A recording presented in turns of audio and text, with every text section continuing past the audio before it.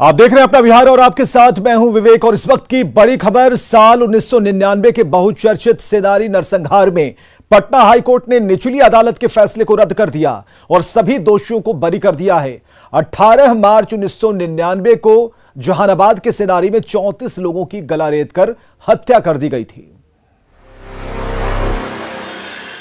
बिहार के जघन्य नरसंहारों में एक 22 साल पुराने बहुचर्चित सेनारी नरसंहार में पटना हाई कोर्ट ने निचली अदालत के फैसले को पलटते हुए सभी 13 दोषियों को बरी कर दिया है। सभी को तुरंत रिहा करने का आदेश दिया गया है। 5 साल पहले जहानाबाद कोर्ट ने सेनारी नरसंहार में 10 को फांसी और 3 को उम्र कैद की सजा सुनाई थी, जिसे हाई कोर्ट में चुनौती दी गई थी। सेनारी मामले में जो कुछ फैसला सुनाया है, वो फैसला बहुत ही ठीक ठाक है, क्योंकि कोई एविडेंस नहीं था जो इन लोगों को पार्टिसिपेट करने का। और नो कॉन्फिकेशन 16 वर्ष के बाद सुप्रीम कोर्ट का रूलिंग है कि 13 वर्ष के बाद केवल नो कॉन्फिकेशन पर कन्विक्शन नहीं हो सकता। इसलिए उन लोग के सबको देश रेफरेंस 1 में 1 पसंद था, दुखद कहा। 2 दशक पहले जातीय हिंसा की आग में झुलस रहे बिहार के जहानाबाद में 18 मार्च 1999 की वो मनहूस रात आज भी पीड़ितों की आंखों में चुभ रही है, जब सेनारी गांव में एमसीसी के माओवादियों ने एक जाति विशेष के 34 लोगों को घरों से निकालकर ठाकुरवाड़ी मंदिर के पास ले जाकर हाथ पांव बांधकर बेरहमी से गला रेत कर मौत के घाट उतार दिया था।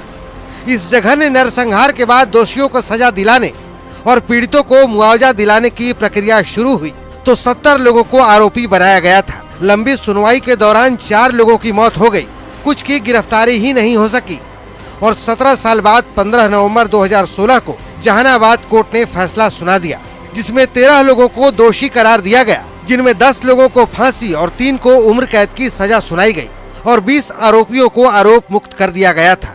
नरसंहार में मारे गए लोगों के परिजनों को 5-5 लाख रुपए मुआवजा देने का आदेश हुआ था। वो बहुत ही दुखद घटना है। उसमें तो ब्रूटली मर्डर जिसको कहते हैं, माने नरसंहार कह लीजिए उसको, वो हुआ था और एक प्रतिबंधित संगठन के लोगों ने किया था। इस पर इसका फिर बहुत बड़ा इसका इम्पैक्ट भी हुआ था बाद के दिनों में कि जातीय संघर्ष के रूप में इसको देखा जा रहा था, लेकिन सरकार ने इसको किसी तरह से इसको रोका। ये बहुत बड़ी बात हुई। जहानाबाद अदालत से 10 को फांसी और 3 को उम्र कैद की सजा के फैसले को पटना हाई कोर्ट में चुनौती दी गई, जिसके बाद फिर 5 साल तक सुनवाई चलती रही और अब 21 मई 2021 को पटना हाई कोर्ट ने निचली अदालत के फैसले को रद्द करते हुए सभी दोषियों को आरोप मुक्त करते हुए तुरंत बरी करने का आदेश सुना दिया। अब इस केस में देखने वाली बात यह है कि पीड़ित पक्ष हाई कोर्ट के फैसले को अंतिम न्याय मानकर बैठ जाता है या फिर इस फैसले को भी चुनौती देने के लिए सुप्रीम कोर्ट का दरवाजा खटखटाता है। पटना से न्यूज 18 के लिए संवाददाता आनंद अमृतराज और साकेत के साथ रजनीश कुमार की रिपोर्ट। सेनारी नरसंहार में हाईकोर्ट के फैसले पर आरजेडी नेता मृत्युंजय तिवारी ने टिप्पणी करने से इनकार कर दिया। हालांकि उन्होंने यह जरूर कहा कि अब यह पीड़ित पक्ष पर निर्भर करता है कि वे आगे सुप्रीम कोर्ट जाते हैं या नहीं। अब जो भी पीड़ित हैं वो सर्वोच्च न्यायालय में जा सकते हैं। जो भी लोग इसमें दोषी पाए गए थे उनको माननीय उच्च न्यायालय ने आज बरी किया है। अब इस पर अदालती प्रक्रिया है, कानूनी प्रक्रिया है, कानून अपना काम करेगा। न्यायालय के फैसले पर कोई टीका टिप्पणी नहीं। जमुई में स्वास्थ्य महकमे की लापरवाही महामारी पर भारी पड़ रही है। सिविल सर्जन को यह मालूम नहीं कि पीएम केयर फंड से मिले 4 वेंटिलेटर कहां रखे हैं। जब उन्हें वेंटिलेटर के कैंटीन में रखे होने पर सवाल किया गया तो वे कहने लगे कि वेंटिलेटर तो वार्ड में इंस्टॉल किए हुए हैं।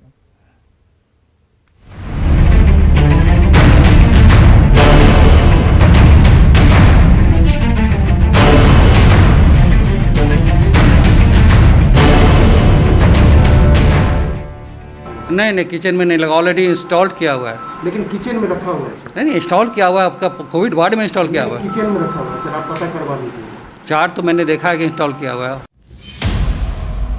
जब जिले का सबसे बड़ा स्वास्थ्य अधिकारी ही सफेद झूठ बोलने लगे, कैमरे में कैद तस्वीरों को सिरे से नकारने लगे और जनता को बरगलाने लगे, तो सिस्टम और सरकारी बाबुओं की ओर से लाई गई तबाही महामारी पर भारी पड़नी तय मानिए। संकट की जिस घड़ी में जिन वेंटिलेटर्स को कोविड वार्ड में होना चाहिए था, वो जमुई सदर अस्पताल के कैंटीन की शोभा बढ़ा रहे हैं। इसका जो टेक्नीशियन है वो नहीं आए, डॉक्टर की तैनाती नहीं हुई, इस हालात में इसका इस्तेमाल नहीं हुआ। निजी अस्पताल को देना था लेकिन कोई निजी अस्पताल तैयार नहीं हुआ। ऐसे में जो वेंटिलेटर है आप देख सकते हैं कि कहाँ पर रखा हुआ है, और सवाल उठता है कि अगर ये वेंटिलेटर का इस्तेमाल इस समय नहीं होगा तो कब होगा, और अगर नहीं हो रहा है तो इस तरह से कबाड़ खाना में, यूँ कहिए कि कबाड़ में, ये अस्पताल परिसर में जिस तरह से रखा हुआ है। सिविल सर्जन हमसे कैमरे पर महाझूठ बोलने की हिमाकत कर सकते हैं क्योंकि वे अपनी ही व्यवस्था से अनजान हैं, लेकिन वे उस कैंटीन के संचालक का मुंह कैसे बंद कराएंगे जहां पर पिछले साल से ही ये वेंटिलेटर्स रखे हुए हैं। नहीं किचन में नहीं लगा, ऑलरेडी इंस्टॉल किया हुआ है। लेकिन किचन में रखा हुआ है। नहीं इंस्टॉल किया हुआ है, आपका कोविड वार्ड में इंस्टॉल किया हुआ है। किचन में रखा हुआ है, चलो आप पता करवा दीजिए। 4 तो मैंने देखा है कि इंस्टॉल किया हुआ है। पिछले साल से ही रखा हुआ यहाँ रखा हुआ है। जी। तो इसका इस्तेमाल होना चाहिए था ना।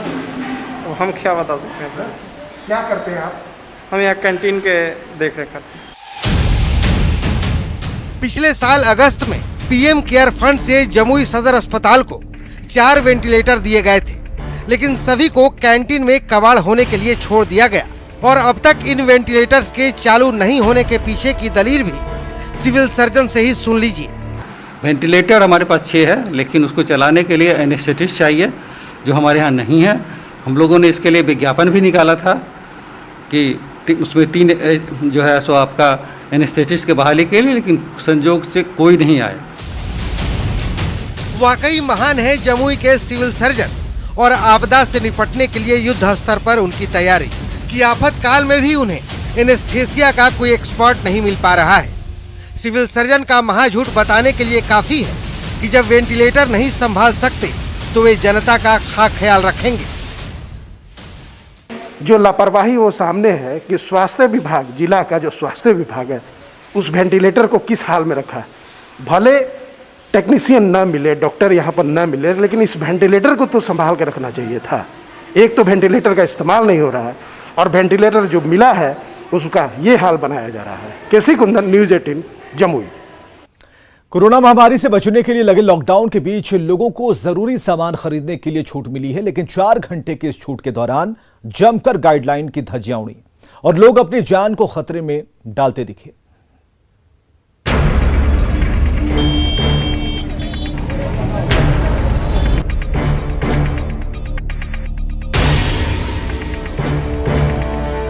पटना बाजार में हर तरफ भीड़ और बेपरवाही से सब्जी खरीदते लोग। तस्वीरें पटना से सटे परसा बाजार की है। सब्जी मंडियों में कोरोना गाइडलाइन का पालन नहीं हो रहा। कुछ लोग बगैर मास्क के भी दिख रहे हैं और पूछे जाने पर बहाने की भी कमी नहीं। आप बाजार के पास की हमें तस्वीर दिखा रहे हैं कि किस कदर देखिए यहाँ पर लोगों की भीड़ है सब्जी मंडी में, और खास तौर पर लगातार सरकार के द्वारा यह प्रयास किया जाता है, पुलिस यहाँ आती है, लोगों को समझाती है, लेकिन उसके बाद भी लोग मानने को तैयार नहीं है। हाँ, तो आने में तो थोड़ा टाइम लगता है, पैदल ना है, गाड़ी उड़ी तो है नहीं मेरे पास, तो थोड़ा सा समय लग ही जाता है। औरत है, कैसे बाल बच्चा है, तो उसमें तो समय लगना करेगा। नहीं जरूरी नहीं हो तो घर में ही रहिए, नहीं निकल है तभी निकलती है। जी हाँ, आती हूँ। लेकिन लॉकडाउन है, कोरोना है, घर से कम निकलना चाहिए। ये सब्जी तो जरूरी है ना। गोपालगंज में भी हालत अलग नहीं। सड़कों पर गाड़ियों का रैला है, गाड़ियां जाम में फंसी दिख रही है और सड़क पर मजमा लगा है। नगर थाना चौक से महज 100 मीटर की दूरी पर वीएम मैदान में हर तरफ भीड़ ही भीड़ नजर आ रही है। लोग निकले हैं खरीदारी करने, लेकिन इससे संक्रमण का खतरा बढ़ रहा है। यहाँ पर जो है कैसे जो है लोग अपने घरों से बाहर निकले हुए हैं और यहाँ पर सोशल डिस्टेंसिंग का कोई मतलब नहीं है। आप देखिए कि यहाँ पर लोगों की भीड़, जाम का जो है यहाँ आलम है। कैसे यहाँ पर लंबा जाम जो है, देखिए आपको हम दिखाना चाह रहे हैं कि देखिए कैसे लोगों की भीड़ लगी हुई है। लोगों के पास मजबूरी है, हम भी खरीदने आए हैं, दूध मजबूरी में खरीदने आए जो है। आप बताइए क्या करना है आपको, जो लोग को भीड़ बाहर निकला हुआ है बाजार में है। सही बात है सर। तो आप लोग भी बाहर निकले हुए हैं क्या? आपको जरूरी? हम लोग तो मजबूरी निकले हैं सर, काम करने के लिए। सिवान में भी लोग अपनी जान जोखिम में डाल रहे हैं। सोशल डिस्टेंसिंग की खुलेआम धज्जियां उड़ रही है। मैरवा के मझौली चौक पर भीषण जाम लग रहा है और इस भीड़ में लोग बगैर मास्क के भी दिख रहे हैं। कोरोना महामारी से बचने के लिए लगाए गए लॉकडाउन में लोगों को जरूरी सामान खरीदने के लिए 4 घंटे की छूट दी गई है, लेकिन इस दौरान बाजारों की भीड़ मुसीबत की वजह बन सकती है। लोग बाहर निकलने के तरह तरह के बहाने बना रहे हैं, लेकिन सतर्कता नहीं रही तो ये बहानेबाजी महंगी साबित हो सकती है। सिवान से मृत्युंजय और गोपालगंज से मुकेश के साथ पटना से शैलेंद्र कुमार की रिपोर्ट। तो कोरोना से बचाव के लिए सरकार जागरूकता अभियान चला रही है, लेकिन पटना में एक बड़ा तबका ऐसा है जो कोरोना का खतरा समझ ही नहीं रहा और इनके अपने तर्क हैं। कुछ तो कोरोना जैसी बीमारी के अस्तित्व पर ही सवाल खड़े कर रहे हैं, तो कुछ इसे अमीरों की बीमारी बताते हैं। कुछ लोगों का कहना है कि सरकार गरीबों का ख्याल नहीं रख रही। लोगों को आसानी से कोरोना का टीका लग सके, इसको लेकर पटना में जगह जगह कोरोना टीकाकरण केंद्र बनाए गए हैं। लेकिन जो फुटपाथ पर रहने वाले लोग हैं, खासकर रिक्शा चालक हों या मजदूर हों, क्या वो कोरोना का टीका ले रहे हैं या नहीं, हम जानने की कोशिश करते हैं। पटना में इस वक्त हम आर ब्लॉक से इनकम टैक्स के बीच मौजूद हैं। ये देखिए, फुटपाथ पर कई ऐसे लोग हैं, रिक्शा चालक हैं या फिर बाकी जो मजदूर वर्ग के लोग हैं। जरा बात करते हैं। कोरोना है ना? जी सर, कोरोना है। कोरोना तो है सर, लेकिन गरीब के लिए नहीं है, वो अमीरों के लिए है। गरीब को लॉकडाउन करके सरकार मार रहा है। उधर गरीब को मास्क नहीं लिए हैं अभी तक? जी नहीं सर, नहीं ले पाए हैं। मास्क भी लेते हैं, 1-2 दिन बाद सर फट जाता है, क्या करे, कहाँ से ले। टीका लिए? टीका सर, टीका का कोई उपाय नहीं है। भोजन ही सर ढंग से नहीं हो रहा है, ये भोजन मजबूरी में कर रहे हैं किसी तरह। टीका नहीं लिए हैं। लेना है कि नहीं? लेना क्यों नहीं है, आएंगे तब न, हम लोग कहाँ जाएंगे अनपढ़ में खोजने। मोबाइल पर रजिस्ट्रेशन होता है, किसी से करवा लीजिए। हम लोग कोई देवे नहीं करता तो किससे मांगे भैया? सब आदमी को सर, लेकिन हम भी डरते हैं। वैक्सीन लिए? इलेक्शन कहाँ से लेंगे सर? क्या पैसा कौड़ी खोता है, क्या खोता नहीं खोता, हमको क्या पता है।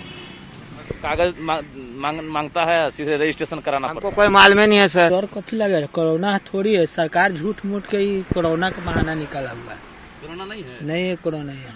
तो टीका लीजिएगा ना? टीका नहीं लेंगे। टीका से क्या दिक्कत? हमको टीका से दिक्कत है कि हम झूठ मूठ के काला ले जाएंगे। कोरोना होता है रोड पर वाला आदमी के नहीं हो जाए कोरोना?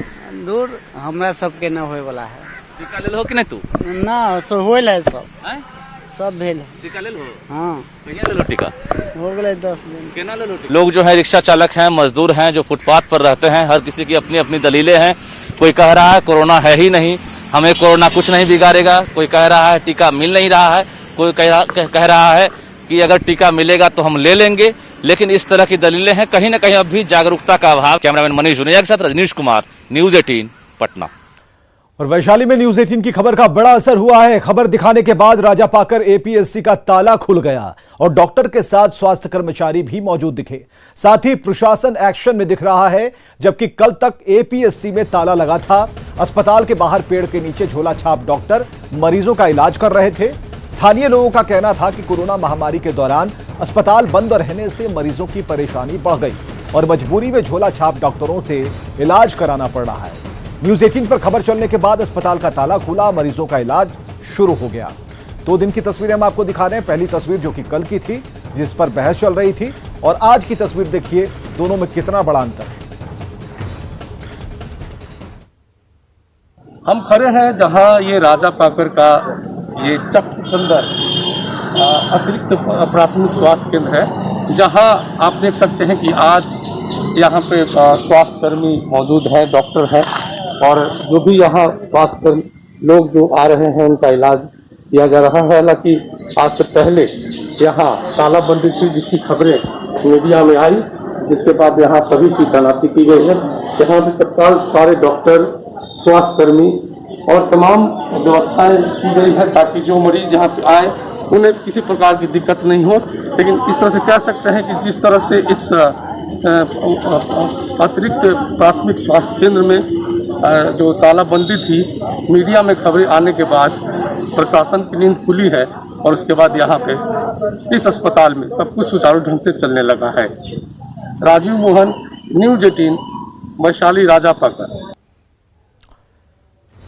तो वैशाली के राजापाकर एपीएससी में ही उस समय अजीबोगरीब स्थिति हो गई जब निरीक्षण करने पहुंची कांग्रेस विधायक प्रतिमा कुमारी को कुर्सी के लिए इंतजार करना पड़ा। विधायक जब डॉक्टर के चैम्बर में पहुंची तो डॉक्टर ने उन्हें कुर्सी देने से इनकार कर दिया। डॉक्टर ने प्रोटोकॉल मानने से भी इनकार कर दिया और कहा कि उन्हें ऐसा कोई आदेश नहीं है, इसलिए वे अपनी कुर्सी नहीं देंगे। डॉक्टर अपनी जिद पर अड़े रहे और दोनों के बीच काफी देर तक बहस होती रही। बाद में किसी ने दूसरी कुर्सी लाकर विधायक को दी और विधायक प्रतिमा कुमारी ने नीतीश सरकार पर हमला बोला है।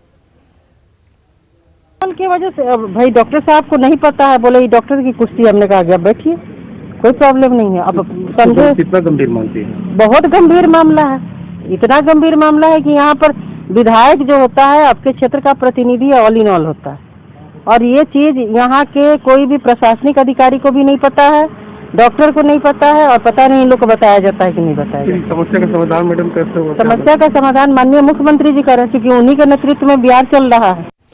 बिहार के शहरों में जलजमाव आम बात है। एक बार फिर थोड़ी बारिश में ही सड़कों पर पानी जम गया है। गया और भागलपुर जैसे शहर में उतरे नालियों का कचरा सड़कों पर इस कदर फैला है कि एक्सीडेंट के साथ संक्रामक बीमारियों का खतरा बढ़ गया है।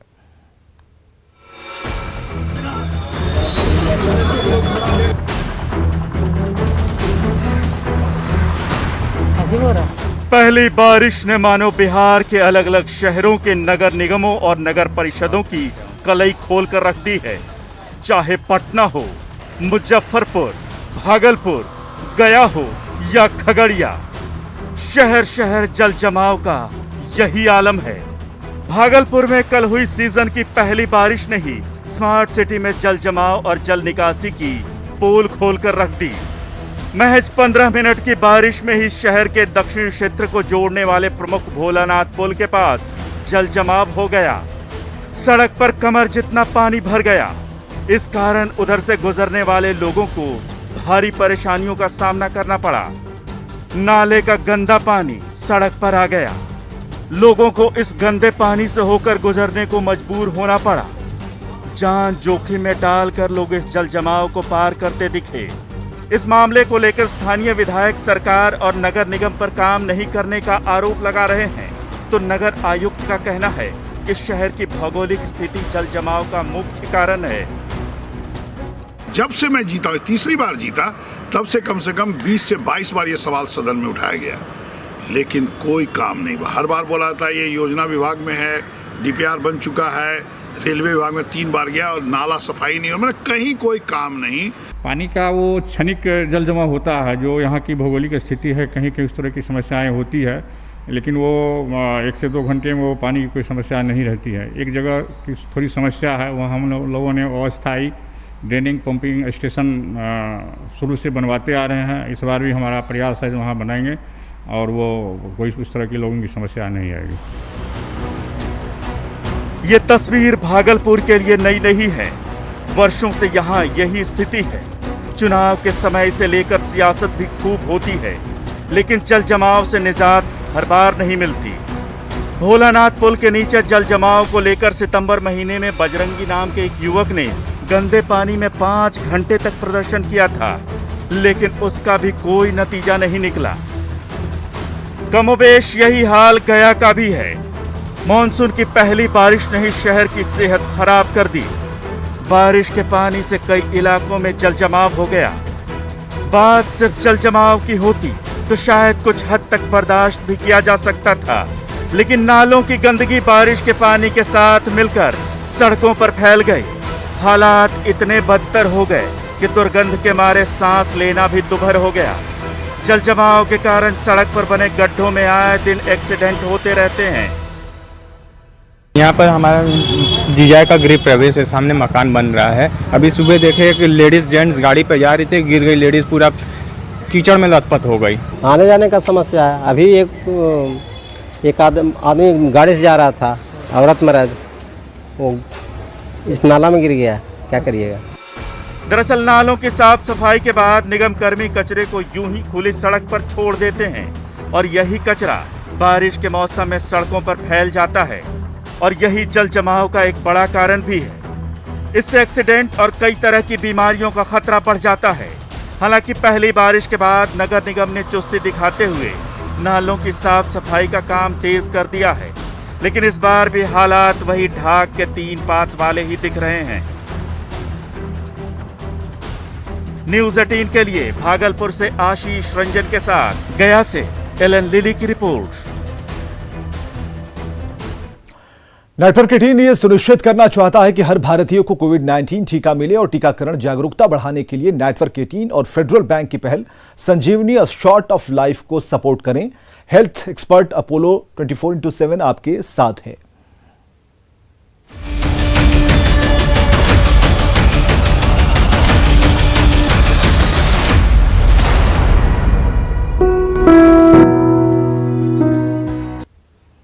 और खबरें लगातार जारी हैं।